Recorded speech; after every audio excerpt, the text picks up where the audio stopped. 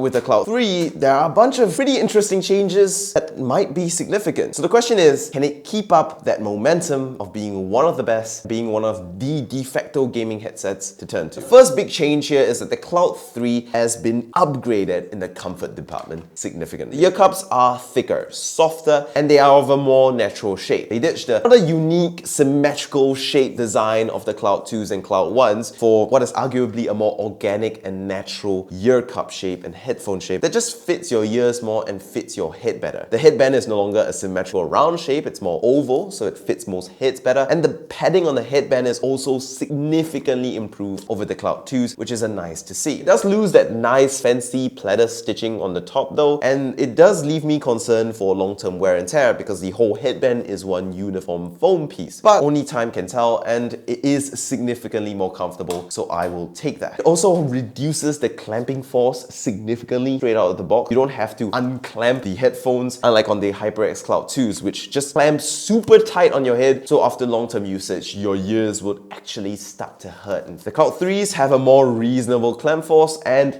I can do this without me feeling like I just got punched in the head, which can't be said about the Cloud 2s. Overall, a comfort upgrade that I love. Cloud 2s though have one advantage. They have cloth/felt pads that come in the box that you can replace these ear pads with. But personally, I never cared for those because it collected a lot of dust, soaked up sweat, and got really nasty and grimy really quick. It's clear to see though that those cost savings didn't go into HyperX's pockets because the build quality is also improved on the HyperX Cloud 3. The hinges feel better. Everything just feels a little bit more solid. I mean, no real rattle to it, whereas on the Cloud 2, you can take a quick listen. So I'm glad they improved it on the HyperX Cloud 3. Another thing the Cloud 3 loses though is that it no longer has like a foam condom for the mic, which is an iconic part of its design admittedly, but frankly a little disgusting because it will absorb spit over time and kind of get a little funky, so you kind of have to wash it. Instead, you get this kind of wire mesh pop filter, which I think is a lot easier to clean and easier to maintain. But it's also because this mic has been upgraded from a dynamic mic on the Cloud 2 to a cleaner sounding, sharper sounding condenser mic on the HyperX Cloud 3. I think it's a nice improvement sound-wise. Not super significant, but I know a lot of people stream with the HyperX Cloud 2 mic anyway, especially as like a backup mic option. But the Cloud 3 mics are not just decent or passable, they're actually quite good. Yeah, you won't be earth-shatteringly clear like if you had an SM7B or something, but streamers where their content is the main focus, not the timbre of their voice, this mic is probably going to be enough. This is a microphone test of the HyperX Cloud 3s with the internal mic. I have it plugged straight into my MacBook Pro that I'm editing this video on. There are also some things added onto the headset itself. So you get a mic mute button, a volume change button, which is actually just a resistor. So it doesn't do any software volume changing. It just changes the volume on the headset itself. So I personally wouldn't use this unless you're in a pinch. The mic is still detachable, but there is one thing here that I'm very sad to see hasn't changed. The cable is still not detachable on the HyperX Cloud 3. Come on, it's 2023. You can afford to put a detachable port on here. It really isn't that hard. Thankfully though, the cable is really short, so it's very easy to keep with the headset in one piece because they really are intending you to use this USB sound card that it comes with. Therein lies the one fatal flaw with the HyperX Cloud 3. You kind of have to use the USB sound card. This is a straight up bottleneck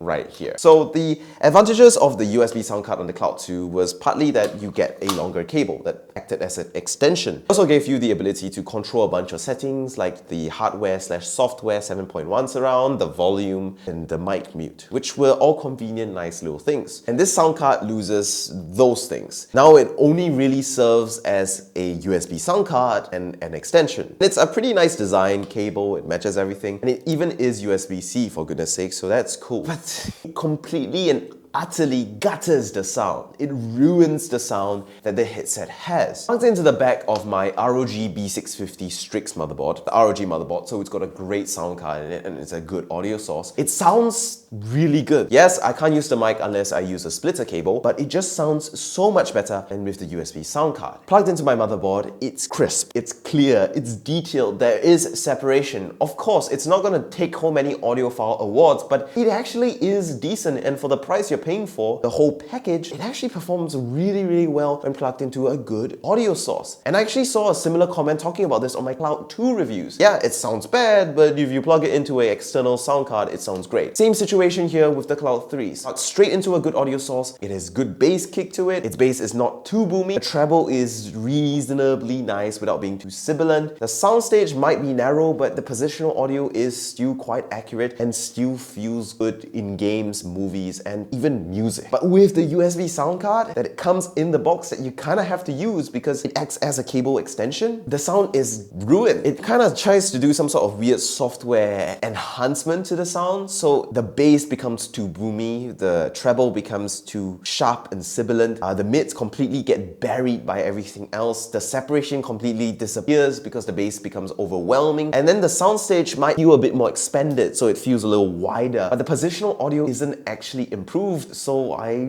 felt that it wasn't an improvement in gameplay either. But I kind of have to use this because for me to plug in this cable, this really short cable into the back of my motherboard, I kind of have to sit forward at my gaming setup like this the whole time, which is obviously not sustainable. And as I said, you can't plug in the mic into your motherboard unless you get one of those splitter cables. There is a very simple fix for this. It's to either add a detachable cable so that we can easily replace this cable with something else, or two, add a 3.5mm extension cable and splitter cable in the box, separately preferably. I guess it's good for placebo, it's good for marketing, it's good for the feature list, but I personally think it is just completely pointless and strongly recommend against using it. And if HyperX does release a Cloud 3 core that is the same exact headset without this USB sound card in the box, I would recommend you go and buy that instead of this because it's a waste of money, a waste of space, and a waste of materials. Anyway though, I still do like this launch. It has upgraded itself on a lot of aspects over the HyperX Cloud 2s, from the comfort, the build, design, and the sound quality. It hasn't fixed the one issue I had with the Cloud 2s, but it's still a great pick. Now, it's a very competitive market, and I haven't tested all the options in its price range, so I can't say that it's definitively the best option for its price. But I can say hands down that it is going to be a good option, especially if you do the thing I told you about the extension cable. Subscribe.